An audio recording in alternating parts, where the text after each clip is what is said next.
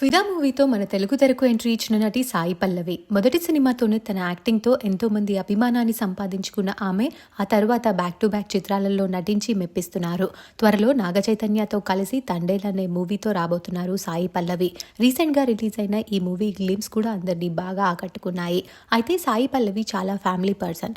ఏమాత్రం షూట్స్లో గ్యాప్ దొరికినా అమ్మ, నాన్న, చెల్లితో కలిసి వెకేషన్స్కి వెళ్తూ టైం స్పెండ్ చేస్తూ ఉంటారు. సాయి పల్లవి చెల్లి పూజ కూడా అందరికీ సుపరిచితమే. ఆమె కూడా తమిళ్లో చిత్రాయి సెవ్వనం అనే మూవీలో నటించింది. కానీ ఆ తర్వాత స్టడీస్ కోసం ఫారెన్ వెళ్ళి రీసెంట్గానే చదువు పూర్తి చేసుకుని ఇండియాకి వచ్చారు పూజ. అయితే సోషల్ మీడియాలో యాక్టివ్గా ఉండే పూజ సంక్రాంతి రోజున ఒక గుడ్ న్యూస్ని షేర్ చేసుకున్నారు. ఆ న్యూస్ ఏంటంటే త్వరలో సాయి పల్లవి ఇంట పెళ్లి బాజాలు మోగుతున్నాయి.